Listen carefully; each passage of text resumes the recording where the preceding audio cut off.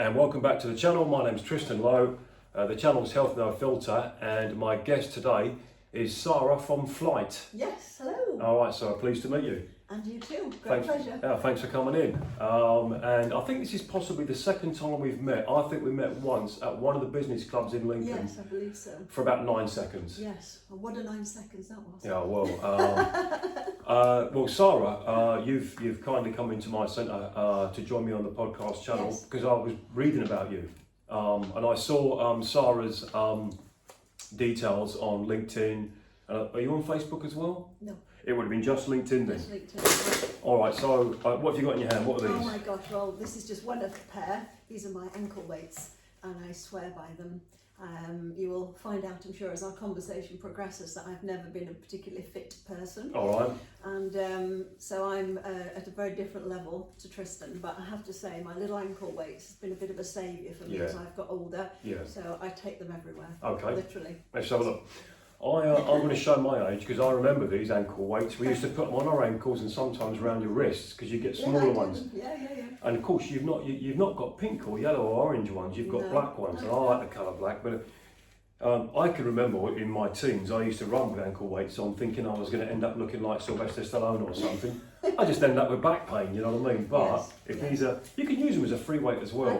I do indeed. It's only 2 kilograms, and I just pop them on my ankles. I don't run at all. Okay. It's for Pilates primarily. Gotcha. And just my usual workout. Well, and in the thumbnail, I was holding up one of these, and these are calipers. And when I studied to be a sports massage therapist, we would use these in our studies and during exams as well. And it's an old school way of taking body fat readings. We don't actually use them a lot nowadays, Sara, because there's a little bit of wiggle room with calipers because my eyesight is different from somebody else's eyesight, you know. So if one of my trainers or therapists was to take your body fat using these, and also you can put it on a different part of the body, only 2 or 3 millimeters out, and you can get there's too much wiggle room for different readings. It's a very subjective piece of equipment really, and I have to say I look at it with absolute terror.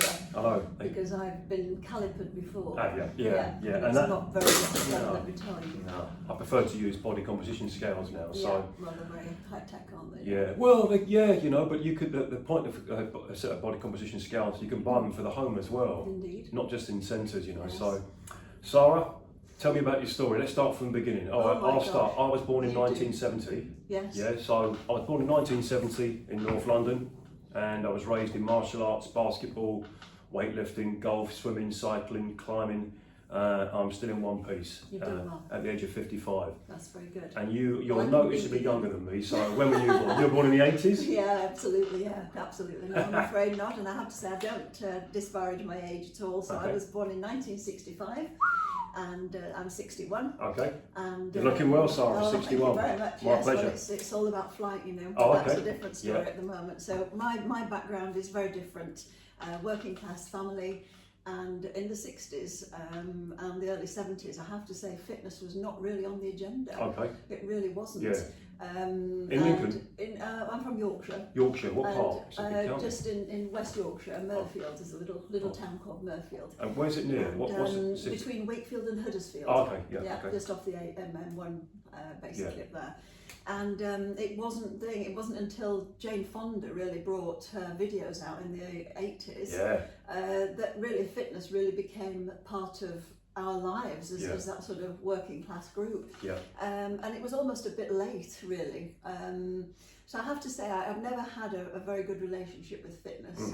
And it wasn't until probably I was 19 or 20 when I started work and I put on weight. And I became a very fat person. Yeah, okay. And you're late teens, early 20s? I was, late teens no, but early 20s, And I sort of carried between 4 and 6 stone extra for most of my adult life. Right. Really until COVID. You mentioned Sara, you like myself, you come from a working class family. My dad's working class, my mum was working class. My dad came from South America to London in the 1960s. Right. So I come from a working class background, and I still consider myself to be working class as well. Yeah. No matter where you go, there you are, you know. So you mentioned about how you started to add excess weight in your teens and early 20s. Is that indicative of you as an individual or Yorkshire women? Oh gosh, I wouldn't want to say that, Okay. but I have to say, I certainly think in my circle it was about poor food choices, Yeah.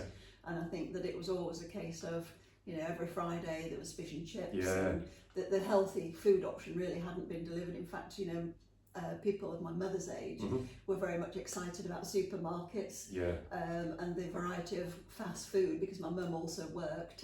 So it was all about fast food, processed food.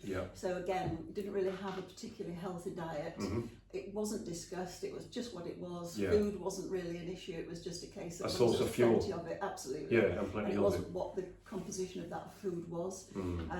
And so I have to say, I'm not blaming my parents, and I'm certainly not blaming Yorkshire, but this was just how it was for me in my body, and it was not really a particularly healthy relationship, clearly, because I put on a lot of weight.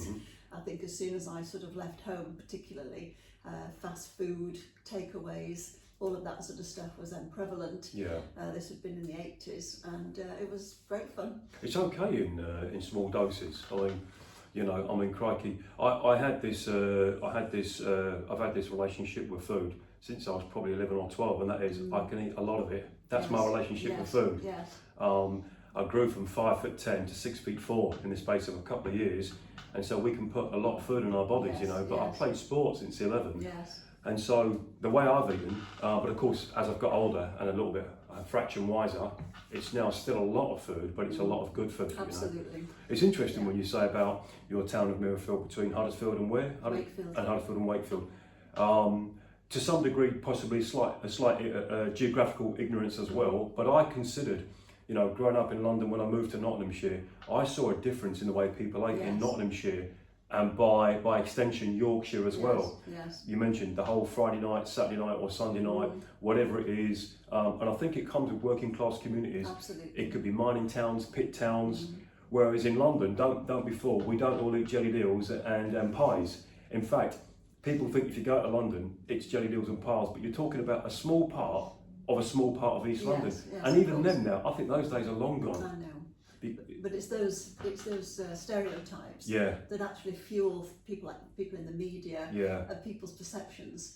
So I have to say that, like I say, it's a small part of a small part. But if you're that part, it feels like a big part, doesn't it? And your friends are the same? Your friends and family are the same? It was mixed, because as I say, at school none of us were sort of overweight really. Right. At school. Okay. It was really down to my own volition when I was able to afford takeaway food, really. I think that was my initial downfall. And you could buy it for yourself. Alcohol as well? Oh, copious amounts. Friday nights were things. You know, it kind of goes. No, you know, that's what we're here for. I mean, crikey. Again, I used to, in the mid-90s, I'd go for a night out with my friends, the lads that I played basketball with, and we'd go for a night out in Nottinghamshire, Yorkshire, and we'd have, you know, a few drinks at night, and then you're always hungry after that, so you eat takeaways at 3 o'clock in the morning. Nightmare. But when you're young and you're jumping around, it's until it does matter. And then it did. You know, but we're talking quite a while ago. I know. It is a long time ago, and I was a very ambitious person. So I was a director of Specsavers by the time I was 26. So I was very, even though I was fat, I was still managing to get and retain these big jobs, and then I went on to Boots, and I've held director positions despite being a lady with obesity for decades, basically. That long? And I've fluctuated like many people who are carrying excess weight. You know what it's like, where you sort of literally diet. So I was an expert dieter. I knew exactly what to do. Let's face it, it's eat less and move more. That's the absolute fact, it's irrefuted. But I have to say that to maintain it is the problem. So I was a brilliant dieter. I could lose weight, go to Weight Watchers, wherever I would go, had a personal trainer for a period of time. And in Mirfield? In Ossett, actually. What, Ossett? John Heaton, he was a natural bodybuilder. Right. I've heard of Ossett. Where's that? Again, near Wakefield. Gotcha, okay. So you went to see a bodybuilder trainer as well? I did, actually, and because a lot of bodybuilders, it's about the nutrients, the macronutrients, the micronutrients, body composition. Fit as a flea. It was the first time that I'd actually become very fit. Great. I felt I looked fabulous. So I was you probably did. with myself. I think I might have done, and I was in my 30s at the time. Oh, okay. So I was feeling good, looking good, and then of course work takes over, and I think when you sort of have the sort of job I had, which was regional based, and I was flying all over the place, you'd be very often getting up at 4 in the morning, very often getting back at 8 at night. I was a single parent, and my daughters, you know, it was it's an excuse, but it's also a damn good reason that in actual fact I really did not have the time to do anything other than work, earn a living and provide for my daughters, and that was it. And you're working at a national and an international level? Absolutely, yeah. And you had 2 daughters, yeah? Yeah. And you're a single parent? Yeah. Well, you've done well. You come through it in one piece, intact, you know. So tell me about what is a single mum who's worked her way up in the corporate world and travelling around the UK and overseas as well, because that is very time consuming. Oh, yes. Not just the time, it challenges you mentally, physically, emotionally. It will challenge all different systems of your body separately from your performances and your targets and your ambitions in work. How do you juggle two young girls, and at the same time, you know, and you're in your 30s then? Yes. Did you have, I'll choose my words carefully, did you have a social life at the same time as well? No. Of any description? No, not at all. So I remained single for a long time because I didn't want Uncle Jeff to come and visit or anything like that. Who's Jeff? Exactly. Oh, okay. Who is Jeff? Yeah, exactly. Right. Non-existent. Okay. And I think that is that the name that single mums use? It's Jeff, is it? Yeah, Uncle Jeff or Uncle Dave or whatever it was. So they were non-existent. Okay. So I have to say, no, I just was too busy. That takes discipline. Anything. Yeah. That takes discipline. Yeah. Well, I have to say, I was very lucky. My mum unfortunately passed away when my daughters were both under 2. No, I'm sorry to hear that. Okay. Yeah, it was a bit ropey. Yeah. And my father stepped up, Great. and he looked after them. And I just lost him a couple of months ago, unfortunately. Oh, okay. But he was 91, and he That's was the best man in the world. Yorkshire man. Absolutely, and he was. Was he tough as nails in his 30s and 40s? Absolutely amazing. Yeah, okay. Absolutely amazing. Yeah. 6'1", slim as a reed. Oh, was he? Yeah, and just a fit, healthy engineer, brilliant man. Okay. And he was it was really good. Yeah. Really good. So yeah, we lost him a few months ago, and it's sort of changed my life again. Great. And I think that, you know, since my dad passed, I did lose a bit more weight again, and I became very gaunt over the last few months, and then I've managed to just get myself back to what I consider my ideal weight for myself at this point in my life. Yeah, okay. So yeah, after a big corporate career, been fat, then of course COVID happened. Yeah, what, 2020? And that was when my life actually changed significantly. And how's this? So I think that I was 55 at that point. Yeah. And I had lots of time on my hands. We didn't we? Yeah. My daughters were both living with me. They're both very fit, very conscious about what they eat. They both work with personal trainers and gyms all the time. Yeah. Are they in Lincoln or in Ossett? One's in Gibraltar. Oh, okay, right. One's in Lincoln. Oh, glamorous. Which one would I choose? Probably a bit of both, actually. Because they're both great places. I love Lincoln, I have to say. Same. And but no, they're both young professionals and amazing young ladies. Yeah. Obviously, and they really put me on the straight and narrow. Said, right, mother, you know, taking me into hand. Yeah. And saying, right, let's use this time to sort of work with them and live their lives for a little bit. And I was able to do that, and I lost 3 stone during COVID. Wow, that's what 42 pounds. That's a big chunk of weight, Sara. Yeah. So just I was what, 6 in stone 8 or 9 overweight. month period? Yeah, about a year. Yeah, okay. So That's I was a lot of weight. 6 stone overweight. So I went in at 17 stone. I'm 5'9". I went at 17 stone. Yeah, you're a tall woman. Yeah. Size 24. Yeah. So I was big, and I was very often the biggest lady in the room, and I didn't like that. And as I looking in the mirror, and I wasn't very comfortable with myself. And I think, as I said, I was getting into sort of my 50s, mid-50s at that point. It just didn't feel right. And I was starting to think about longevity, my own obesity. So I started this health and fitness regime with my daughters. I then also started a PhD. I saw that. Which is on obesity and longevity sort of combined. And I thought, well, I'll educate myself. And I will do this properly, because I've faffed about for 30 years really, up and down the scales, and I mean effectively I've lost about 40 stone, but it's the same 4 stone 10 times, you know, so it's like, it's not good for your body. In fact, it's actually worse for your body. That's like 4 people, 40 stone. It's a lot of people, isn't it? Yeah, it's a lot. It's no wonder my house is to be big then, if you've got all these people in it. I think when you mentioned about losing 3 stone during the COVID period, do you know anyone else, friends, family, work colleagues, that also, because that became a thing during COVID. We'll say during COVID, and I did see a shift in people who wanted to suddenly be healthy overnight. Yes. And I thought, did it take an international / worldwide pandemic of some description, to trigger John or Jeff, or Sara to lose weight? Why is it took something of such magnitude, to get individual. What do you think that was? What was the? Well, I have to say, for me, it was the very first time that I've ever had time for myself. I got you. Okay, yeah. That was literally, it was genuine. I've never ever had time for myself, and I think a lot of mums are in this position where you're putting everybody else first. And when you're putting everybody else first, excuse me, it sort of automatically means you put yourself last. Yeah. We've all heard the on the airline. We've all heard the air hostess. You know exactly what I'm going to say. Yeah. Put your mask on first. Yeah.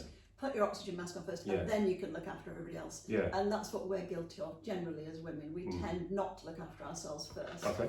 And I think that for the very first time, and I felt selfish. Can I jump in there? Yes, please do. When you say women don't put others first, women or mothers?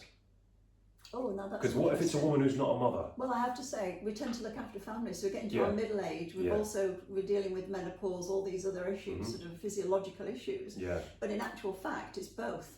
And I think that we tend to be the main caregivers in our families. So we have aging parents, and we tend to look after them as well. And this is not, you know, on the whole, that these are all facts, I have to say. I think now I'm a PhD researcher, my goodness me, I tend to speak in facts now. I tend not to suppose. And so a lot of my work has really taught me how to actually back things up. So it's not just my own view. These tends to be really well researched things, and that's where I got to where I am today, where I understood about the weight. I understood how that impacts my body. I understand how that impacts my health span. And this is when I started to use all my research, my proprietary research, again alongside my own lived experience to produce Flight. That's where Where'd you come up with the name Flight? I'm Sara Bird, so there's always a bit of I should have. I actually didn't figure that out. Okay. There's always an element. I was going to call it Soaring in Your 60s, but actually there's a pole dancing club called. Oh, is there? Yeah, there is in America. Where's this, in Lincoln? In America. In America. I know, it's wild, isn't Trust it? the Americans. Yeah, I know. Soaring in Your 60s. Soaring in Your 60s. A pole dancing club. So you get there, and the pole dancers in their 60s. I would imagine so. They'll go back. I know. Oh, I don't know. Okay, we'll park that I thought. know. Let's take that out. Let's get back to. All right. So you've done a PhD. Have you finished it, or you still? No. When my father became poorly, I had him moving with me. And I put all of my studies on hold. And I'm hoping that when I get my head straight, I'm hoping to finish it. I've actually written the thesis, 100,000 words. And I just now need to revise all that and then do the actual Viva exam, which I'll do in the new year. Right. I had someone that used to work with me, Nicola. She was a good therapist and trainer. She came from university and she went on to Nottingham after Lincoln. She'd done a PhD as well. And to get a PhD, a doctorate of any description takes time, effort, academic, emotional intelligence, reasoning, understanding, reflection. And what I like is the fact you're gonna complete your PhD. That is something that's based on anatomy and physiology and not an ideology. Absolutely. Because granted, there's threshold of ideology in everything. I think there is. Perhaps even math or physics. But if it's more ideology and a little bit of anatomy and physiology, I would raise an eyebrow. Yes, absolutely. I mean that in a kind way as well. No, I agree with you. Yeah, whereas if yours is done and the basis is anatomy, physiology and evolution of some description, bone, tissue, muscle, matter, blood, sweat and tears. Okay, right, I'm all in. You know, take me money, I'm all in. I would, and the reason being I say that is because with the modern, with social media, of which I use, you use, I think social media is a good thing. I don't just say, oh, social media is bad. I think it's a good thing. It brings out the person you are anyhow. There is a boatload. You throw a stick over your shoulder and it lands on someone with a qualification or a degree in something that I think that was invented yesterday, that subject. I understand that. And you see it all the time. And I think, well, when was that subject invented? It'll be something that wasn't here last Tuesday. No. I'm exaggerating, but you get what I'm saying, right? I do indeed. So if I had never met you, and a year from now, I go, you're at a business meeting, I see you on TV, and I see a PhD in something that I would think, okay, that takes education. That's what Sara's trained in, has got an expertise in now, wasn't invented last Tuesday. You've got my ear. Well, that's good. And I think I mean that in a good way. So forward fast. It's a year from now. Yes. And towards the end of 2028, will you have that PhD in your pocket? Will we Yes. see you on social media Yes. holding it, Yes. smiling from ear to ear? Yes. Okay. I'm doing it for my dad. Yeah. And in 2028, I mean, hopefully 2027, actually, I will be Dr. Bird. Oh, wow. And Dr. Bird will take flight at that point. You link all the words See in what I'm again. doing? Yeah. I think actually I quite like it. I do like it, and I like the fact that you had the wherewithal to put it on hold whilst taking care of your dad. Oh yes, yes. But you're going back to what we spoke about 5 minutes ago. You were a carer. You're Yes. putting somebody else Absolutely. before yourself again. Yes, yes. Even though it's your father, your flesh and blood, Yeah. and I can understand that. But you still went back to what you are, Yes. a woman. Oh yes. A woman, a mother. Are you a sister? Nope. A woman, a mother, a daughter. Yes. Yeah. Are you an auntie? Nope. Yet? No. Maybe one day? No. I have no siblings. Okay. Oh, of course, yeah. Okay. Oh, so you got all the attention then. Yes. You got all the attention growing up. Spoiled brat, yeah. No. Oh yes, absolutely. It was Oh wonderful. right. You're a, oh, okay. You would have been the centre of attention in your house then. Yeah, it was great. Yeah, We did okay. have a little dog. We shared it with the dog. Okay. Cindy. Yeah. Yeah, but you could have thrown a bone at Cindy and kept the dog happy for. But okay. Yeah. All right then. So you did do that. You went back Yes. to what you are, and Sarah. Again, mother, daughter, and you took care of your dad. You put those studies on the back burner. Would you suggest if you met someone else who was studying for a PhD in their whatever subject, Yes. and they had an unwell member of family, Yes. would you say they do the same? Do you know what? It's so very personal, the journey, and my peers who have all done their PhDs at the same time. There's about 8 of us.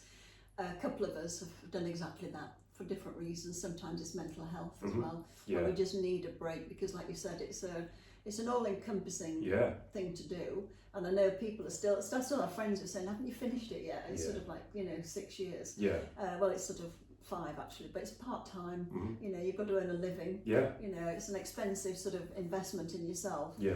And I sort of got embarrassed a couple of years ago that I was still doing it. Yeah. Okay. Yeah. Thinking, well, I've got a friend and bless her, she's done a degree and then a master's in the same time. Mm-hmm.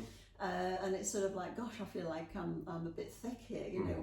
Yeah. But in actual fact, I don't view myself as an academic. I genuinely just think I'm just a working class bod from Murfield who happens to have wanted to do this to exactly the reason you said, to give my passion for life something to underpin it, so it's not just my own viewpoint. Yeah. It's the statistics from the World Health Organization, from the nice people, from the government, from the Lancet. Everything is absolutely backed up by scientific research, academic research, and then what we do is we layer on the lived experiences from me, from the participants who worked with me on my PhD, and we plop it all together, and that's where I actually wrote Flight from.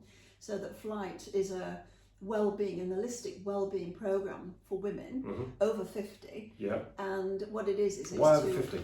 Because that's when we really start to change. Our bodies have really started to change. We're very often post-menopause at that point, and it's a case of what next, And so physiologically, we're very different. And I think that we start to think about our aging at this point. We've probably witnessed our parents aging, and we've sort of been a bit scared. I know it scared me. Yeah. And I thought, I don't want to be enfeebled. I want to Say that last again? as long enfeebled. Enfeebled, yeah. Okay. Yeah. And I want my daughters to have me, because my mum died when I was 34. Oh, okay. And I want my daughters to have me well into I had my dad, and I'm 61, and my dad was 91. So I want to be around as long as I can. And so it's a program that really does help people, give them the tools, help women, gives them the tools to really make choices for their longevity, basically. You get an inquiry 6 months, a year from now. A woman's read about you on the internet, seen you on a channel or anything like that, or be referred. Yes. But she's 49. Yes. What happens? Yeah, we have a little chat. Yeah. We have a little chat. We're not going to disparage anybody for their age. The reason I ask that is because, sorry to interrupt you, Sarah, the reason I ask that is because at this point it's a business. Yes. Of some description. Absolutely. Whether it makes a pound, a dollar, or it becomes a $1 billion internet. Right, the moment you take some form of payment, for your knowledge and your services and your time, it's now a business. You're a professional. Yes. And I've learned, you're a professional. Yeah, I've learned to be open to to not a textbook client. You know, people think a personal trainer, of my experience and my understanding, is gonna be women and men of 40 and above. I've trained teenagers. Yes. I've trained men and women in their 80s who are older than my parents. Yes. Frail, and you called it feeble. Yes. Frail, let's call it feeble. They've got sarcopenia, musculoskeletal disorders. Absolutely. But actually, I've learned from people noticeably younger than me and noticeably older, and I've learned more, just as much about the body, just as much about their service, their profession, their skill, their life, as I have about their body. And I would say to anyone, because yours is women only. Yes. So what's my next question going to be? We asked about age. What if a man comes and he's 51? Yeah, I think that there are plenty of people out there to look after men. Yeah, okay. And because such a big part of flight is lived experience, Yeah. I can't empathise with that man's situation. Sure. So I can talk with absolute certainty what it's like to be a woman. That's a fact. Yeah, yeah. And I can't put your shoes on and say, don't put these on. I wouldn't, I've got big feet on you. You'd be sliding around in these. But I couldn't, in all consciousness, offer the same level of service to a gentleman as I can to my ladies. Okay. Because I'm living in that there. I'm living proof that at 61 you can actually change your life. Yeah. You can actually become stronger, fitter, and have more energy. Yeah. And even do a PhD at the same time. You know? And I think that it's and your sort of mum. saying, and your mum as well, too. Absolutely. Have you been out to Gibraltar? All the time. Oh, do you? All the time, yeah. Yeah, because you've got a bit of colour in you, you know. So. Oh, that's fake. Oh, is it? White as a sheet. I don't go in the sun. Yeah. Another lady's thing, isn't it? Right. Well, no, I don't go in the sun. What have you since over the last 5-6 years then, since COVID? Yes. We'll say since 2020. Yeah. Have at any point you witnessed firsthand or thought, of anyone who may not have been happy about you making these physical changes to your body and becoming an expert in your field? Yeah, tell me about it. Okay, don't name names, but tell me about it. Names. No, do you know what is really interesting? Yeah. And it stuck with me because it was a person from a network, it was a lady from a network. Business network? Business network, sorry. Okay. And the first time, it's really odd when you lose a lot of weight. People haven't seen you for years. Yeah. It's almost like an overnight thing. Yeah, of course. And people didn't recognise me. Yeah. I changed my hairstyle a bit as well. Okay. And, you know, and I think from going from a size 24 lady to a size 12 lady, you're physically half the size, you know. And that's a big size 24. I know. And would you have a perm as well? Yeah, you said different hairstyle. Yeah, Was it really? No, it was much lighter. Oh, okay. I've gone I sort of wear it a bit longer now and a bit sort of different. Yeah.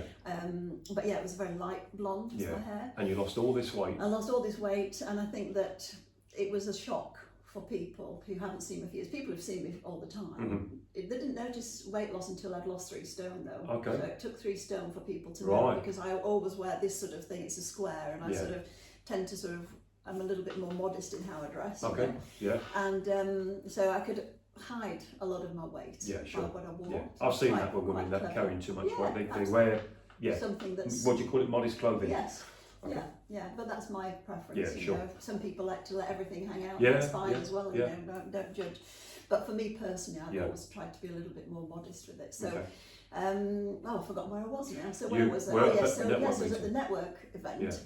And one of the ladies that I've known for a couple of years, you know, we've always had a good chat at these events, literally looked me up and down and turned away. Was a mate? Oh, okay. A mate in amazement, or looked you up and down in jealous? Well, she was horrified. Yeah. She was literally horrified. The look on her face, it shocked me. Yeah. Because I thought I either looked terrible, I was thinking, oh my gosh, I look horrible, and I wasn't sure what it was until I actually went home, and it was my dad who said, I think she was probably jealous. Yeah. Yeah. And it's like, goodness me, why would you be jealous? Because some lady who's always been obese happens to have lost weight. Why on earth would you be jealous? It's bonkers, isn't it? If you were, in your words, Sarah, you were unhealthily overweight. Yes. And then you wasn't. Yeah. And if someone's not seen you for a while, it looks like it's overnight, and you change your hair. Yes. Okay. I think that's possibly. I can't be certain. I'm just going to throw my thoughts and opinions on that. That is more of a woman trait than a man trait. Yes. Because a man would have seen you. We call him Jeff. Yeah, let's say Jeff. This poor bloke called Jeff. We love Jeff. Yeah. This guy, we call him Jeff or Dave. Yeah. Jeff or Dave have not seen you for a year, Yeah. and they're at the same business meeting, or it could be in a coffee shop walking past you, and Jeff or Dave see you and you're because 3 stone, 42 pounds is a lot of weight. It is indeed. And they see you, recognise you.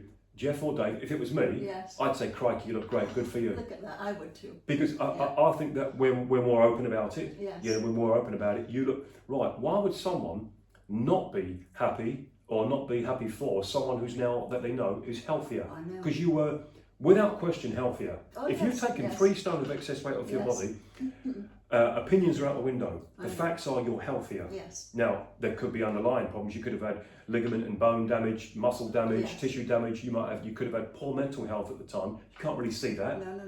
But you are physically, to the eye test, Yes. healthier. Yes. So that woman, whoever she is, should have been over the moon to see someone that she Yes. knows as either a friend or an acquaintance is healthier. Yeah. I think that is far more common in women, Yes. and especially when it comes to weight Yes. loss. Yes. Why do you think that is? Do you know what? I don't know. I think that it was only one person. It's Okay. only happened once. Okay. And I've met hundreds of women, and Yeah. I'm a bit of a girl's girl anyway. Yeah. So I have lots of women friends, and everybody else, without exception, was like cheering. Yeah. And that's great news. Yeah. But yeah, just the one thing. So I have to say, why would that happen? Yeah. I don't know. I honestly don't know. I couldn't say. You could actually, I suppose everyone's an expert after the fact, but what's more important is the 99 other women and some men Exactly. that did champion Oh, you. for sure. Yeah, definitely. Yes, could be someone in between that would think, yeah, good for you, but why didn't you do it earlier? Yes. That has come into Absolutely. my head, not regards to yourself, Yeah, I don't know no, you. absolutely. But I have met people who have gone on a weight loss, and I've thought, okay, what was the reason, Dave, Jeff, Lisa, I know. that you lost weight? And actually, what do you think, or what do you know? No one think is one of the biggest reasons women and men go on a weight loss plan or journey in today's climate. What do you think one of the biggest reasons is? Well, I'm afraid to say, I would love to say it was health, but I honestly think it's aesthetics. Yeah. I think that we're bombarded with the slim, and of course we've got Ozempic, and I did take that, by the way. Oh, okay. I did we'll have talk a few about that. months on that. Yeah. As well, just to get off the last sort of couple of stone, quite Yeah. frankly. Can I ask you to turn to the camera and give that reason why you think some men and women, other than the actual health, like to lose weight? You're hearing it from a guest, not from me. Okay, so I think that the aesthetic of how people look is still a huge factor for losing weight. I agree. And I think that the social media doesn't help. Things like Ozempic, it's all quick wins. We've even got slim women who are probably only, size 12, and they're taking Ozempic to become size 0, and it's like, oh my goodness me. And I think it's horrible. And if my daughters were younger and they were at school at the moment, I would be putting an awful lot of effort into this to actually make sure that they are not going down that route. Really, I think it's horrifying, and it's discriminatory. It's all of these horrible things, but it's. I think that's the main reason. I hope that anyone watching this video and yourself, Sarah, don't take it that I guided you into actually saying that. Oh, no, never discussed that because if you didn't, we've not had a discussion of any description before today's video. No, and I wholeheartedly agree that how we look is important. Yes. Why do you comb your hair in the morning? Why do you put your favourite clothing on? Why do we brush our teeth extra hard, or whatever it is? Because we want to look good. Yes. And I don't subscribe to the it doesn't matter how bad you look as long as you're happy inside. Yes. Because that is finite. Yes. That is finite. Yeah. This thing about I'm happy inside, I'm cartwheeling and doing back, whatever. I think that's actually a mask. It can be a mask. It can be a cope, as they call it in America. Yes. Not every time, but certainly a lot of the time. Yeah, it can be. There are no benefits to being unhealthy or unhealthily overweight. No. There are zero benefits. I know. Unless I'm airdropped you in the middle of the Antarctic and there's no food. Yeah? Yes. You think, well, I've got an extra 5-6 stone to get through. Yeah. Well, really, it's polar bears you've got to worry about. Although, no, hang on, that would be the Arctic and not the Antarctic. There's no.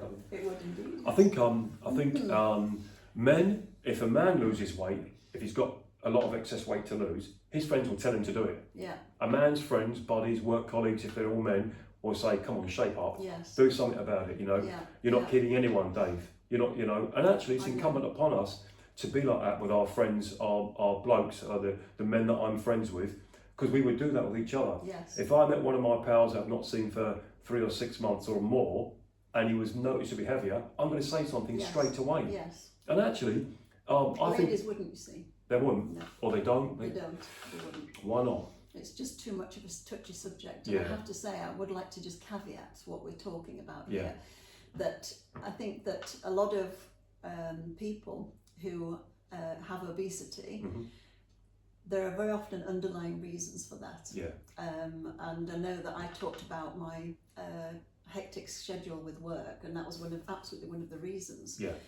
But I also believe that you get to a point with weight that you can't necessarily see that very often. It's called the denial of obesity. And I think that people can very much sort of mask that situation, like you said. But I do have to say, I think that there can be heavier people who still look amazing. Yeah. They can look fabulous. They can feel fabulous. Yeah. But it's as they age, and I think that there's a lot of body positivity out there. Yeah. It's becoming less so, and a lot of the body positive ladies have all taken Ozempic and who are now curve models, who are now models. Yeah. And when you look on their Instagram, and they're losing followers hand over foot, but they ultimately, like you said, they perhaps were masking it. Yeah. But not everybody does, and not everybody can. So I have to say, I don't want to disparage people who have got weight. You understand? You mentioned Ozempic. We're talking basically any form of fat loss drug or weight loss drug or GLP-1, Absolutely. and of which there is about, I think. I was at a summit last summer in London, and they said at the time, the panel said there was about 35 to 40 more that were on the threshold of being passed, ready to go out. There's always 30 or 40 more weight loss or fat loss drugs waiting in the wings to be sold to the public. I've got my thoughts on that. Mounjaro, Ozempic, I think they've got their place. Because I personally know 2 or 3 people that have used it, and my thoughts are, it's 2 women and 1 man, 1 guy. If they lose a substantial amount of weight and it makes them more mobile, and they can move freer, and then at some point with education in nutrition and education in some form of exercise, whether it be off the internet or with a trainer or a therapist of some description, if they take those weight loss, fat loss drugs for, let's say, 6 months. How long did you take? Just about 6 months. It was 6 months, okay. Right, do you think 6 months is the right amount for, is it literally, if you... No, it's normally for life. Okay. Because it's a mental aberration where effectively you're hungry all the time. Yeah. And this quashes that hunger. Yeah. For me, I'd already lost a substantial amount of weight. Before that? So I was already getting the benefits of feeling slimmer and feeling healthier. So my mindset had already changed quite a lot for the very first time in my life. It changed, and I'd maintained that weight. And Ozempic, I mean, I'm a PhD researcher, for goodness sake, on obesity, so I had to give it a try. Just for my own sort of, I wanted to give it a try anyway. What was you paying for that each month at the time? Best part of £300. And I think it's increasing. It's not cheap. I mean, they say, you can start on it from £50. Well, you can for 1 month, and then it soon hoiks up and you're back at £300 again. I think people would find the money. Even someone, woman or man, who ordinarily has not got the resources to pay for a trainer or pay for a drug, a weight loss drug. I think sometimes people can be quite resourceful and beg, steal or borrow to get to that point. Well, and as well, I have to say that you eat less, so you're actually spending a lot less money on That's food. a good point, So I have to say there is a bit of a trade-off. So it's hugely controversial. I've had people say, well, you just cheated. Well, if that's how you view it, that's someone great. actually said that to you? Oh yeah, absolutely. Really? Yeah. I was just a cheat. Well, I don't see it like that. Neither do I. That if I had let's say I've got what do you take for heart things? If you've got high blood pressure. Then statins or beta blockers, and you take them, and it's not cheating, it's just actually managing something that you've got. Interesting. Well, obesity is something that you have. And your mind, if it doesn't work the same as everybody else's, I spent 30 years being hungry. I was starving all the time. I was always hungry. And now I don't give it a second thought. I have to remember to eat. I like the way you put that, Sarah, when you say about taking a weight loss drug. People will take an anti-inflammatory, a paracetamol, an ibuprofen. They'll take cocodamol for back pain. They'll take diazepam, chazepam, whatever you call it, anything with pam at the end, for muscle relaxants, quite often used as antidepressants. SSRIs, antidepressants, of which, according to the stats that I read at the moment, it's 71, 72% in the Western world, America, Canada, USA, Australia, parts of Europe, of those antidepressant drugs are prescribed for women. And so they're necking those like Smarties. And yet you mentioned that someone would consider a friend, a colleague, a family member who goes on a weight loss drug as cheating. I actually don't think it is. I as a trainer, that's interesting. I've learned. I think I'm reasonable enough now and open-minded to not say no, that's cheating. It must be a diet of some description and some exercise. If you're so big, so heavy, you can't bring yourself to do that, and it gets you to lose 14, 28, 42 pounds. You become more mobile, you become more athletic, your cardiorespiratory is better, your blood circulation's better. Let's go back to aesthetics. You're a married woman? No, single. Okay. Well, I have a partner, but I'm not married. Yeah, okay. A partner in business or a boyfriend? Oh, boyfriend. I'm old school. It's a bit old to be a boyfriend. Because there's ambiguity when people say partner. I always think, because especially in today's climate, you know, if I get a new client come through the door and I say next of kin on their health, on their medical questionnaire, and they say my partner, I look up and I ask them to, because elaborate. I know. Yeah, because why wouldn't I? I know. Okay, your fella, your boyfriend, your significant other. Yes. Okay. Yes. Right. Okay. How long have you been with him? Since I was fat. Oh, okay. So since Yorkshire Day, since 1980. 5 years. Oh, okay. Oh, so after lockdown. Yes. Right. Okay. Right. Was that another reason why you started to lose weight? You met. He can't be called Jeff, can he? No, it can't be. No. Don't name him. No, I won't name him. No, but it's. Was that part of it? Possibly. Absolutely, possibly. Oh, absolutely, possibly. Yes. Okay. And why not?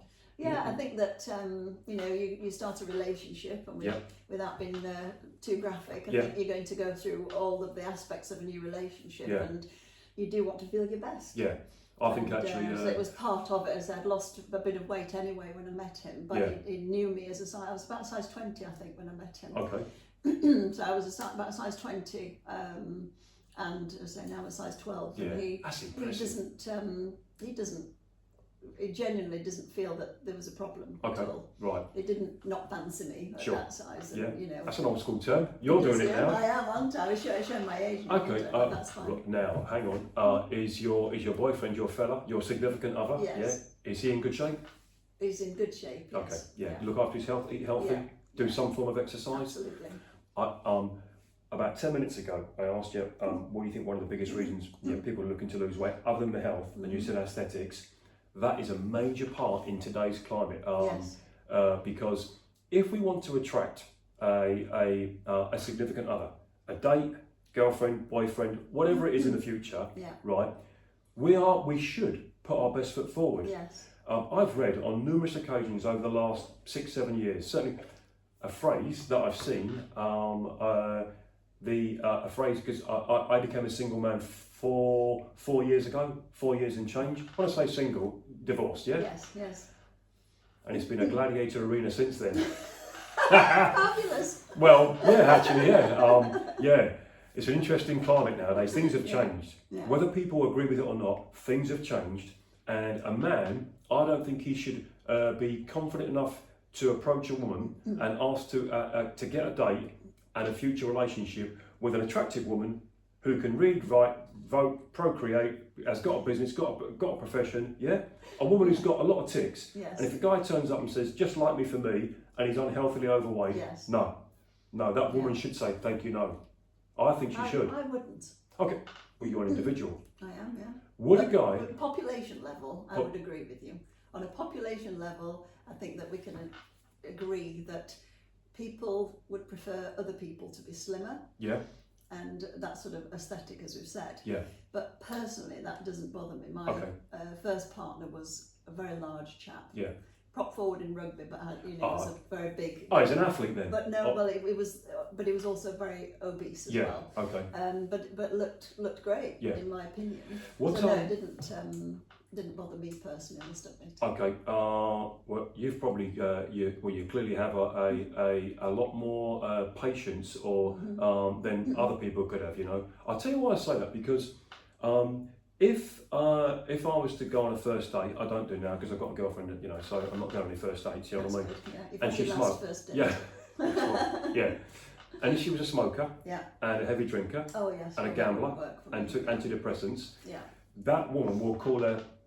I'm not going to give her a name, but No. she has given me visual signs that she's Yes. unhealthy. Yes. And for me just to ignore all those warning signs and think it doesn't matter, it's what's inside that counts, I'm actually doing myself and the prospective woman a disservice. Yeah. Because the probability is it's going to end in a bad way, because there's poor health from the offset. Because would you date, before you met your significant other, would you date someone that's addicted to narcotics? Drugs? No. Okay. Would you have dated someone who has had really bad hygiene, personal hygiene? No. Because it's a visual sign they're giving you. No, I get that. But the thing, and I have to say, we're probably going to have to agree to disagree on That's this fine. one. Yeah, let's do it. But the obesity factor isn't always an indicator of health. Yeah, sure. Because there are different levels of obesity. Yeah. Now then, morbid obesity would probably be, on an average person, man or woman, is probably about 6 stone overweight. Yeah. That would be classed as morbidly obese, depending on the height. You know, this is just a very generic, just to make the point. A lot of obesity starts very often on these BMI scales at around 2 stone overweight. Yeah. You can easily be, and in fact, when I was only weighing in at 12 stone as a 5'9" woman, I was still classed as obese, and it's ridiculous. Yeah, a tall woman as well, 5'9". Yeah. That's taller than a lot of men. It is, yeah. And I have to say, so that was it was ridiculous, but I was obese. So I have to say, the word obese is such a horrible word, but it's a factual word. Yeah. And I think that, you know, that there can be some very healthy people who do have some obesity, but can still be healthy. Yeah, strong, and fit. It also doesn't wash that just because you're slimmer means that you're not healthy. Oh, crikey. It means that you are healthy. Yeah, and we're not just talking anorexia or body dysmorphia. Someone as slim as me could have really poor health. Yeah. 4 weeks ago, I had food poisoning. I was unhealthy for 3 or 4 days. That was a mess. Yeah. But I have you know, when I know people who have got the worst diets, slim as they, and they don't do any exercise at all, but they would be on the aesthetic list, they would be the person that you would date, but in actual fact they've got all the unhealthy habits, they don't do any workouts, and the poor lady who happens to be a couple of stone overweight or a little bit more is then been sort of had a go at because, oh well, she's going to be this, she's going to be that.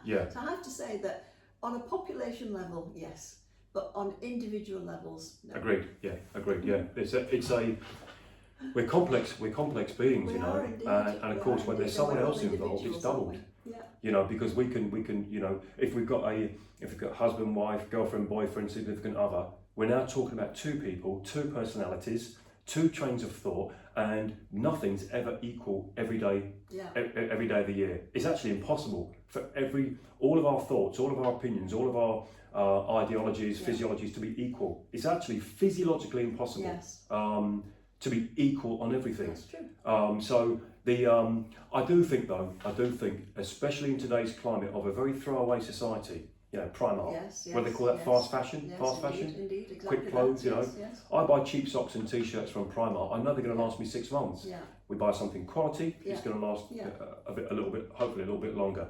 I think though, with the weight loss drugs, getting back to that, they have got their place. I'm not against it. I think people should, as long as they've had time with their physician, the dietitian, the doctor, and they're okay to take it for however long it needs to be. So what happens when someone's lost 3 stone or 6 stone using weight loss drugs? You said it's a lifetime thing, like TRT can be for men. Yes, I don't know what TRT is. Oh, testosterone replacement therapy. Right, yes, if a man goes on to TRT, let's say age 50 to 55, there's a probability he's on it until he kills over at 90. Same for HRT for women. Yeah, absolutely. So I do get that, but I think that it depends how the lifestyle has changed. And I think this is where the more modern research on the drugs is coming forward. That if they can, it's always about lifestyle change, isn't it? Mm-hmm. Losing weight has always been about lifestyle change. It's never going to alter. Yeah. This is not new research, but the new research that is out there, which is looking at now people who have been on the drugs for a long time. Yeah. You know, if their lifestyle hasn't changed, so they're still eating the rubbish, they're still not really exercising, they're just relying purely on the drug, then they will need it for the rest of their lives. Yeah. If, however, they've been able to affect some change, then they can do it. So my last, I was doing that in 2023. I was on Ozempic in 2023. Okay, for 6 months. For 6 months, and I've maintained the weight. Excellent. Well done. Since then. Good so for you. that's 3 years. Good for you and good for everyone around you. It's too bloody expensive, quite honestly. I'd rather spend £300 on a new outfit. So you know. You are a woman. I am. I say it as it is, you know. Actually, that's probably more common as well because people like nice things. Yeah. You know, men like cars, gadgets, golf clubs. You know, like women do as well. Yes. But you talk about you'd rather spend it. Right. Here's a question for you. Yes. If miraculously that £300 a month subscription or whatever you call it for the weight loss drug became £50 a month, would you have continued? No, because I didn't need to. Okay. Yeah, and I really wanted to, you know, I want to be authentic with my flight program to say to ladies, look, this is how we can work it. Yeah. And if anybody wanted any help to get on the drugs, and I would send them to the right people and get them, you know, on it if that was going to be good for them. I would certainly advocate that. That's not a problem for me personally. But I want to be authentic and say, look, you know, I do struggle. You know, sometimes I am hungry. Yeah. But more often than not, I can absolutely cope on the diet that I have.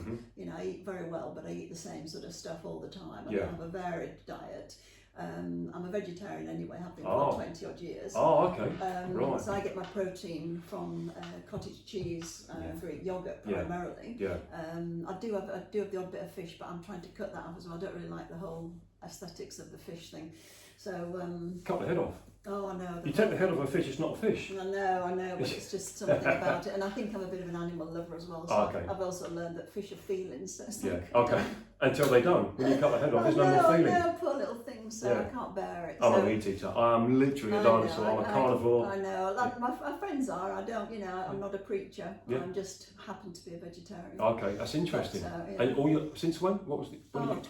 Since I was at school, really. I was going to say 20 years, but I realised how old I am. Okay. 40 years probably. That would possibly, Sarah, that could have played a significant part on your weight gain.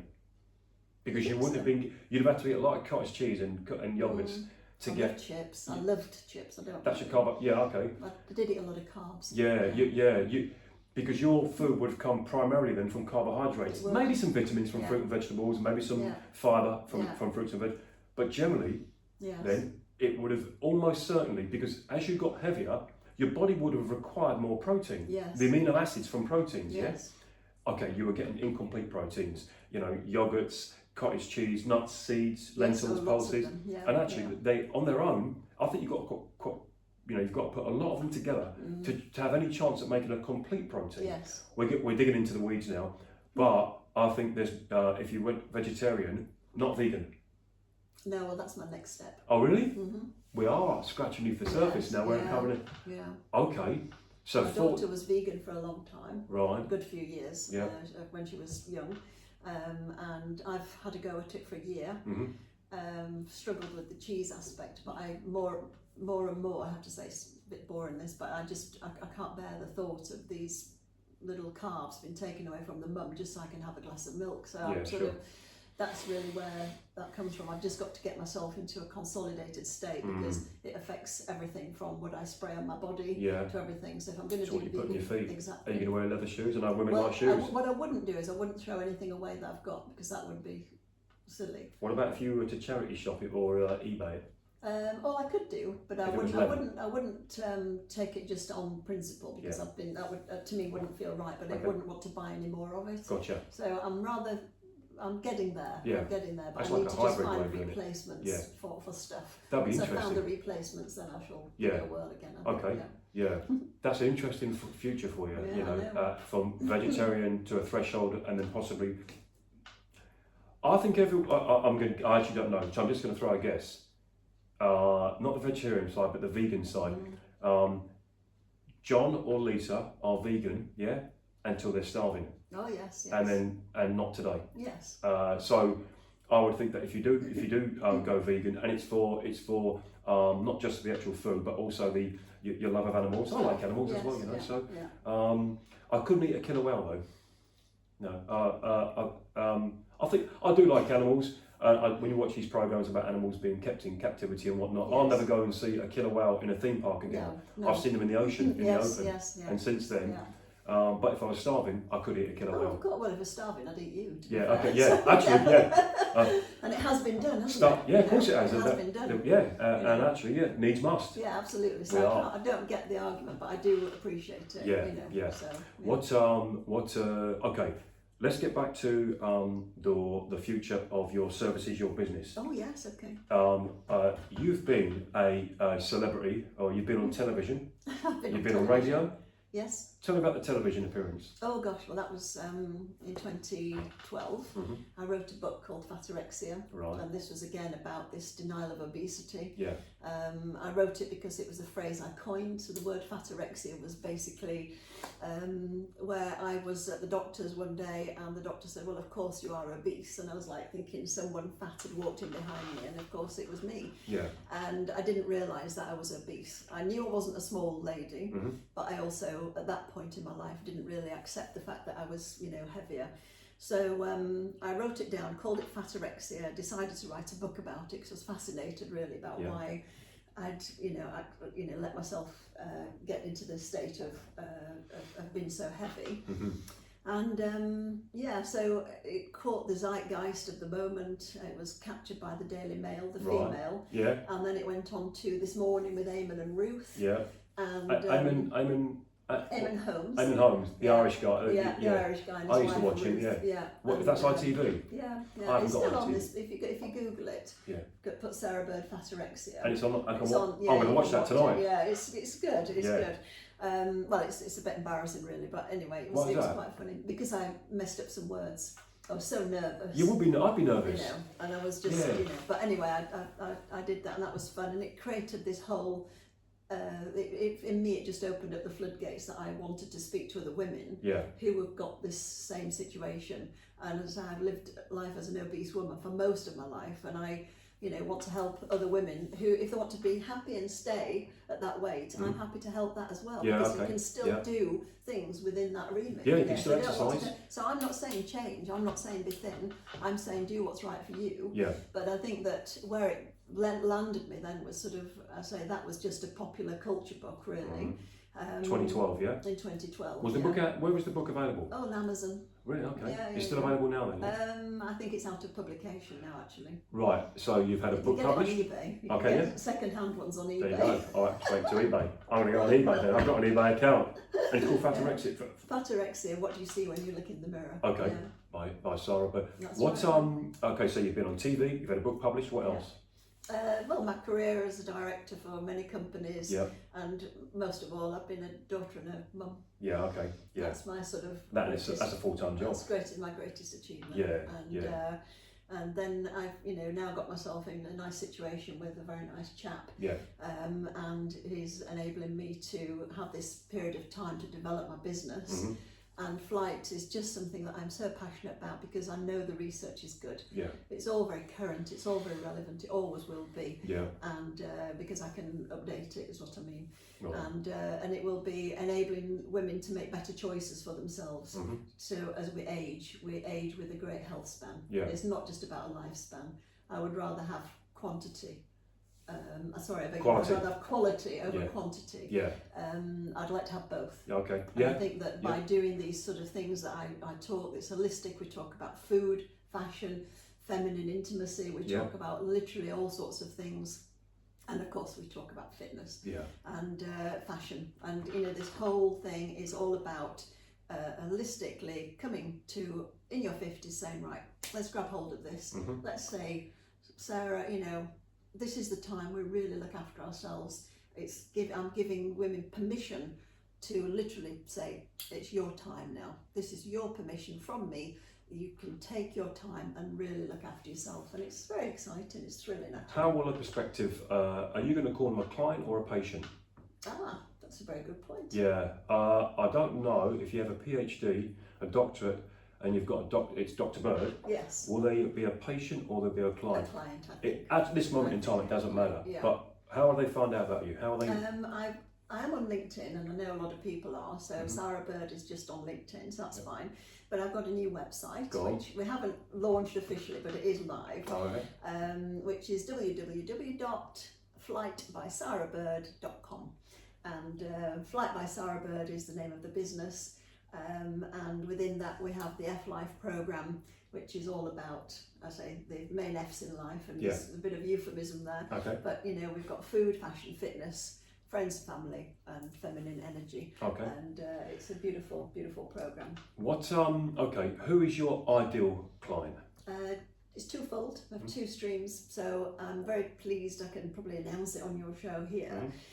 Very pleased to announce that I have actually got two beautiful contracts with two very well-known brands, Lincolnshire and beyond, which I can't say at the moment. I'm really sorry. That's fine. That's fine. But they start as a corporate client.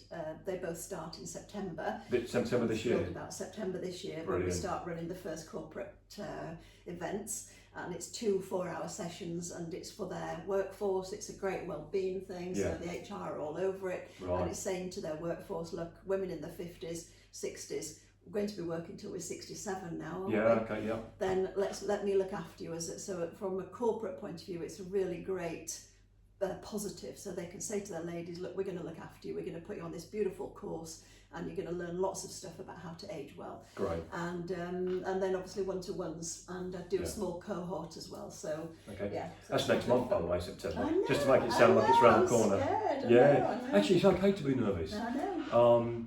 You won't be nervous about your subject matter. No. You won't be nervous about what you've read, what you've studied, what you've experienced. That's true. It's always about being in front of people you've either not met before, or I've done a few, few talks. So I done one last year. There was 71, 72 people across the day, and it was one of the hottest days last year. Oh, God. And the room that I did it in, it didn't have aircon, and it got that hot. At lunch break, I went out and changed my t-shirt. I was literally dripping. It was that hot in there. The fans were just blowing hot air around. And for that 5 minutes that led up to it, as they're all coming in and out, and they're all teachers, they're all lecturers and teachers themselves, all adults between the age of probably, I'd say, late 20s to early 60s, men and women. And for that 5 minutes leading up, I got nervous because I thought, well, it wasn't in my room. I was in Nottinghamshire at a college. And I can remember the moment that it started, though, the nerves completely disappeared because it was my subject matter. And I actually found that throughout the day, it got that relaxed that we were almost like friends in there. I think it went on for a good 6 hours in total with breaks given. Amazing. Amazing. And they paid well as well. No, that's good, then, isn't it? Which brings me to my next subject. Yes. Okay. What are you going to charge a client? I have no idea yet. I don't know yet. All right. And the reason I don't know is because I have a mentor. Okay. Who I'm not going to say his name on here. I need to. And you know him. I do. And I'm going to meet with him and ask his opinion, because it's very difficult. And I don't know if you found this as well, Tristan, but it's very difficult to actually put a price on what you're doing, because you know what you used to earn. Yeah. But it's not. You're not in the corporate world anymore. You're selling a service, and I suppose, like any product, it's worth what people will pay for it. Yeah. But it has to be worth the years that I've spent developing it. So it can't be something that's just an hourly rate. It has to be an amount that feels comfortable to me, so that I can earn a living. Yeah. And comfortable to the recipient, so they can feel they've got a good deal. Yeah. So the answer to that is I don't know. I've got to do a bit more research and get some significant advice from my mentor. Yeah. I ask the question. Yeah. I think when you mentioned a prospective client wants to feel, okay, I would. Your mentor will be far more wiser on this subject than me. But I'll throw my 2 pence in. No pun intended. Right? Yes. Yes. Get their feelings out of the way. Yes. Yeah. Because they're not looking for a deal. If they want to go to a deal, they should go to a used car dealership. You're not a used car dealership. No. You're Sara Bird. You'll have a PhD. You're an expert in your field.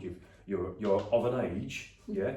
Yeah. Where just by default as well, you should have a good ear. The people that come to see you, they're going to be younger than you and they're going to be older than you. You're not 19. No. And you're not 99. you're of an age, I think your catchment, and that's just women only. Yes, absolutely. You could attract younger women to come to, you could recruit younger women to come and see you for your expertise. And again, don't discount if they're 49, 48. They're tapping on the door of your... Absolutely.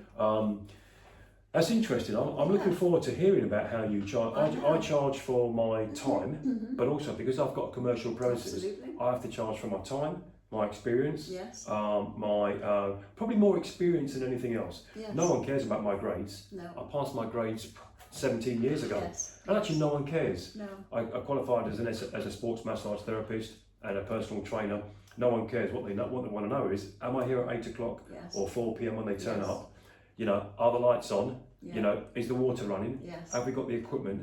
And can we do their readings? Yes. And then finally, over a space of time, I think what they care about more is that I remember the little details about that individual. Yes. How's your mum? How's your dad? Yes, absolutely. How's your kids? How's work? What have you? Because let's face it, fitness equipment are inanimate objects. Yeah. No one cares what colour a dumbbell or a barbell or a kettlebell is. Not really. Not after day one. No. What they care about is the service and the fact that we treat them as individuals. Yes. So it'd be interesting because I've put my prices up every year for the last 16 years, but only by a small amount. Yes. It's got to be noticeable enough to match or try and match inflation, but not such a high jump that a current client will think, hang on, you put your prices up 25%? I've never done that. No. Now, fun fact, you know this area. Do you know Dunham Bridge? Yes. Now, Dunham Bridge put their prices up. It was 40p, it's now 70p. 70 pence to go over each way. Yeah. What's that? A 40, 35, 40% price increase. It's huge, yeah. I probably couldn't get away with putting my prices up by 40%, but I could put it up by an amount. And actually what I've learned as well is no one is ever balked about a price. No. They're not coming to try and save money. No. They're not coming to make an investment, a financial investment. The investment is their health. Yes. And actually, the social side of it as well. Yes. Crikey, I've met some fascinating people, and some people that aren't so fascinating, but what they have done is get great results. Yes. It's a matter of opinion. What have you done about your own exercise? My own exercise. Yeah, because you showed me your ankle weight. Yes. So I have to say, and I sort of feel a little bit. I feel like Wayne Sleep in front of Rudolf Nureyev here. Okay. These are two dancers. One's a bit strange, and the other one's an expert. Yeah. And I have to say, so I think that the answer to that is I've done the bare minimum to start with. That's where I started, because I have had a very unusual relationship with exercise. Yeah. I've been fit, like I say, once really as an adult, very fit once as an adult, and I quite enjoyed it, but quite clearly not enough to maintain it at that time. So I think that I was coming at it saying, right, what do I need to do to actually have this longevity that I seek? What do I need to do? The bare minimum to start with. So I found out the research, and I looked at what we need to do to just effectively be able to get up without pushing off the seat. I want to be able to get up in my older age. Yeah. I want to be able to walk in my older age. I want to be able to climb the steps in my older age. Yeah. I want to do some very basic things. Again, I've seen this enfeeblement take place, and I don't want to be enfeebled. I want to be, a sort of strapping chap, quite frankly. That's what I want to be. Okay. And so the bare minimum for me was starting to get some strength training in there. You talked about sarcopenia, which is obviously, for those, I'll just move my chair, for those of us who don't know, it's muscle wastage, and that can be associated with significant weight loss as well if it's done in a very swift space of time, particularly. But I wanted to get my muscles to be strong. I wanted to retain my flexibility, because I've actually always been quite flexible naturally. So I wanted to retain and maintain my flexibility. Right. And I also wanted to have an element of cardio so that I was not out of breath. I think losing a lot of weight helped all of that. Actually. So I was already in a better position than I'd been for a long time. But I use ankle weights, and I put them on my wrists as well. So I do a little bit of resistance there. I have some little dumbbells. So I do a lot of very gentle movements with my shoulders. I want to keep my shoulders active. I want to do I sit down. I do a lot of Pilates, but I do Pilates every single day. All right. And I walk. I have 3 dogs, so I walk my dogs as well. So that's really what I do. So it's the strength training, the physicality of it, and my walking, my Pilates to retain my... You're doing fine at the moment then, Sara, for what you've told me. Strength training is the foundation for everything. Yes, it is. And there is no way around it. Yeah. You mentioned you want to do some cardio, some cardiovascular or Yes. aerobic exercise. Now, I teach clients and they grasp quite quickly because their impression of cardiovascular exercise is running, swimming, walking, rowing, cycling. Yes. Right. And I'll say to them, right, what does that mean? They said, well, you get sweaty, you get heart rate up. I said, okay, we're going to get your heart rate up. Sweaty, maybe not, doesn't matter. We're going to get your heart rate up, John or Jill, by doing strength training. Yeah. And it's enough repetitions with enough big movements. Yes. The heart rate's at 75% of its maximal, Yeah. you know, and we don't want to go to 100. We don't want to go past 100% of their maximum into tachycardia because it's not safe. But I can say to a client, you can safely work at 70-75% of your maximal heart rate. It will feel like you need to sit down and have a 2-minute rest. Yeah. And they're going to have to sprint on a treadmill. No. We're going to train your legs. Yes. We're going to train your shoulders. We're going to do multi-joint, multi-movement exercises. Your best ally. There's a discussion, Sarah, for good quality sleep and good quality nutrition. But your best ally in the fitness side is strength training. It is, yes. If I could take you're 61? Yes. If I took a 61-year-old mother of 2 Yes. and took a 61-year-old mother of 2 and I trained them both from January to December, Yeah. and they weighed the same, they have the same height, they ate the same food, they slept the same amount of hours each night. The one thing that was different, I got one of them to run on a treadmill 3 times a week for an hour, and I got the other woman to do strength training 3 times a week for an hour. I bet my vinyl collection, I collect records. Okay. That's a nice collection That's as well. a good one, I like it. I bet my vinyl collection that the woman who did 3 strength training sessions would look better. Yes. And if we did all the metrics on them, they'd be healthy by the end of the year. That's good. Cardio is good for cardio. Yes. Cardio doesn't mean running, swimming, cycling, rowing. No. That's what we do, aerobic exercise. Yeah. So, when you're working with your women, Yes. flight, Yes. okay, educate them as quickly as you can on the benefits of strength training. Absolutely. There are no benefits to being physically weak. Yeah. Zero. Absolutely. Not that I know of As I anyhow. say, we know the word, we use it 3 times now, enfeebled. Enfeebled. We don't want to be that. Yeah. We're not going to be that. It is absolutely all strength based, and I think that you've got to bear in mind that if women haven't done any exercise at all, which most of them won't have for a very long time, let's start with the bare minimum. Let's get them there, and then we can go on. Because I'm at this point now where I say I'm considering my diet, particularly my veganism, and I'm also considering my working with a trainer to actually get myself to that next level. Yeah. Because I think I'm there, nearly there mentally. Yeah.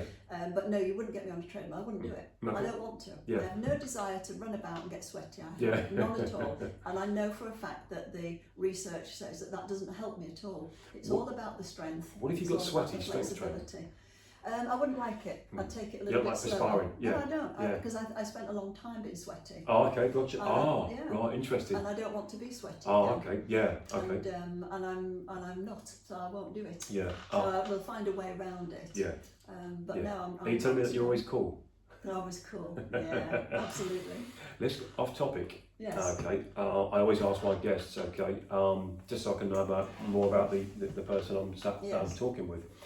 Okay. What's your go-to movie? Oh, you're my on a desert go-to island. movie, What's your Arthur. go-to movie? Dudley Moore. Dudley Moore. Yeah. Arthur. Late 1970s. I would say so. It was a comedy with a little bit of tragic. Not tragic. A little bit. Then there. Arthur. Dustin Moore. He was a little man, wasn't he? He was a tiny little fellow. Love him. Yeah. Okay. So you got. Was it John Gielgud who played the butler? It was indeed. Yes. Sir John Gielgud. Yes. Yes. All right. So your go-to movie's Arthur. Yeah. I can remember. Didn't he sit in the bar with a top hat on or He something? did, yes, with a Dudley tray Moore. Yeah. Round his back. Yeah. Well, I remember a Fabulous. film. Don't take this the wrong way. Where it had a guy sat in a bathtub. It was Al Pacino in Scarface. Ah, right. I've not seen that. Yeah, it's probably not. Well, I don't know. I like comedies. Yeah, you don't watch Scarface in front of your daughters. No, okay. No, you know, if you ever do watch it, Okay. I bet your fella's watched it though. Okay, I bet he has. Ask him if he has. I will do, yes. If he's not, I would say buy him the DVD, but get it. Okay. Oh I'll yeah, have a look. and Al I'll ask Pacino him was to. sat in this bath as the cocaine kingpin of Miami How in this great fabulous. big bath. Well, fabulous until it isn't. Oh, yes, Yeah. indeed, okay. What's your go-to artist, musical artist? Usher. Usher Raymond. Fun fact, Usher Raymond, he was the guy that discovered Justin Bieber. Yes, I So knew he that. gave us I knew great that albums. When I was 13, yes. Oh, you know what? I wouldn't have had you down as a 90s R&B woman. Yeah, I love it. Interesting. I love dancing, and Usher. I have to say, Usher Raymond. I've been to see him. Have you? Yeah, Yeah, in Birmingham, brilliant. I was Usher. up all night dancing. Yeah, you will be. Yeah, Yeah. Usher. I think there was probably a birth increase in America due to Usher. Yeah. And before him, Barry White, Prince, Michael Jackson, Yeah, even yeah. R. Kelly. Yeah, You know, absolutely. Yeah, I like all Usher. He actually put on weight. Usher did. Yeah, he got out of shape. Did he? And he's taken it off again Yeah. because he wants to do world tours. Yeah. Usher's got a very good watch collection as well. Has he? That's his hobby, collecting That's watches. nice. Yeah, I like watches. I've got 4 of his albums. Have you? I think Confessions is his best album. I do like Here I Stand and Raymond versus Raymond. Mm-hmm. If you ever hear Raymond versus Raymond, it was essentially the thread of the album. I think it was his 4th album. The thread of it was when Usher had a breakup from the mother of his child. Oh, right. And so he was Usher Raymond and she was Mrs. Usher Raymond. And of Okay. course, it's a reflective, but I think Confessions is his biggest album, got the best production. Yeah. I think about 2005. You surprised me with that. Yeah. I would have had you down as a just meeting you. If you'd have said Queen or Madonna. Oh, yeah, or not Madonna for sure. I hate her. Oh, really? Well, don't hate her. I thought Madonna was cool. No, I never liked her. What a She's career. bit ropey, yeah. Her or her music? The image that she portrayed. I liked more it. than that, When she was, yeah. when she was. Of course, yeah. Oh yeah, Madonna. No, Queen. I do love Queen. Yeah. But I like a lot of music. Sure. I love opera as well. Oh, do you? Okay. Yeah. We should go to, so we've got Dudley Moore in Arthur, Usher Raymond, one of the kings of R&B, Yeah. 90s and 2000s R&B. That's right, yeah. Okay, we should go to holiday destination. If you go tomorrow morning, all expenses paid. Yeah, I You and your would go to Italy. Okay. Why is everyone like it? I've never been. It's just perfect. Yeah. It's just beautiful. I love it to bits. Probably in the Tuscan Hills, I think. Okay. Yeah. Been there more than once? A lot of times. Have you? Yeah. Okay. And that's my preferred place. Right, you go to, okay, we'll go to dinner on the table. Dinner on the table.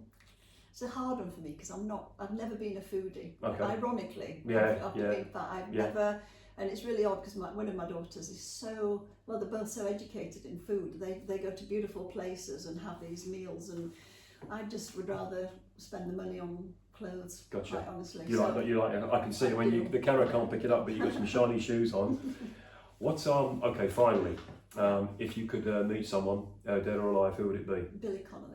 Billy Connolly, the big yin. Yeah. Yeah, he's very bright. He's very yes, funny. yeah. He's a great guy. I like Billy Connolly, Yeah. and I did because I grew up in that era where to me, Billy Connolly was what Eddie Murphy and Richard Pryor were to Black American comedy. Yes, Billy indeed. Connolly was to British, Scottish comedy. Yeah. There was no shots, there was nothing held back. No. Modern day version of Billy Connolly for me, Ricky Gervais. Yes. You know, I find Ricky. I like Ricky I Gervais do. as well. I He like don't- comedians, Yeah. the bright guys. Yeah, You know, yeah. girls, You ever you see know, Dave Chappelle? I have seen him, yes. He's He's not had a one lot of my favourites, but Yeah, he's had a lot of Netflix specials. Yes. Paid yeah. well. He has Yeah. made a I fortune. know. But Ricky Gervais, you know, from The Office to extras, right He's through really to his clever guy. on And of stage. course, he's an animal activist. He so is I as love well. him. Yeah. So, Oh, okay. Yeah. yeah. All right then. If you could press a button, you can't. But if you could, and you wake up tomorrow morning and you've got a new profession and another career, completely different from yours now, what would it be? Oh gosh, psychologist. Oh, okay. Psychology, not psychiatric doctor though. No. Okay. No, my daughter is an educational psychologist. Okay. And looking at what she does and how she works and how it forms her thoughts, I just think it's so interesting. Okay. And I absolutely love it. Yeah. So I think there's an element of psychology about what I do with flight. Yeah. But I have to say, I Sure. would probably want to get trained. She will be a doctor when she finishes her doctorate. Right. She will be a practicing doctor Yeah. of psychology, educational psychology, and it's just thrilling. It's a great career. So, Yeah. Okay. Any fears about the future? Any concerns? Fears? Yes. Mm-hmm. Would you like to share one of them? Overpopulation, I think. Oh, okay. On a grand scale then. Yeah. Crikey. Have you been to Tokyo? No. I went there 2 years ago. Did you? And you Was have it never. scary as you? Was it? No, appears? I was the tallest person in the city. Of course you were. Yes. I wasn't, Yeah. but it's an incredible place. Yes. I've done a bit of travel, and Tokyo is like no city I've been Yeah, to my before friend's and just after. come back, Oh, actually. yeah. Yes, And what did you yeah. say? What Well, did it you was say? amazing. Yeah, Yeah. absolutely incredible. Yeah. Overpopulation. Well, hang on though, but most of Australia and the Arctic and the Antarctic I know. are empty. I know, but they don't have the infrastructure, and I think that it's where it's just creating all of this stuff. That's why veganism is quite important, Yeah. because the production of meat is just so damaging to Mhm. the Okay, environment. yeah. So, but that's Overpopulation. Okay. Yeah. Well, found something more about you. Then I've actually I can kind of resonate and understand you a lot more, and I'd like to actually meet you again in the future and see how your career and your profession and your services flourish. Well, let's hope so. What I've learned is to surround yourself with good people, great people. People smarter than us in different subject matters. People, and it hasn't always got to be a dietitian or a mathematician or an engineer. It could just be someone. Some of the most people that I'm fond of in life, if you looked at them and met them, you wouldn't guess. I mean that in a kind way. Some of them, if I went through 10 people that I'm really fond of personally, they're not athletes. No. They're not good athletes, and they never are going to be good athletes. But what's inside, I like them inside, and they're kind, sharing, caring, loving in some way, you know what I mean? Thoughtful, reflective, and these are all family people. Yes. These are all people that have got not just broad families, but they've had professions as well. But it's a cross between their profession, their understanding, and also their family. And it's actually been quite interesting in the last 16 years. But also knowing to rein it in, knowing to not have too many people in your circle. And you mentioned it, quality. Yes. Quantity, but I think quality as we get older.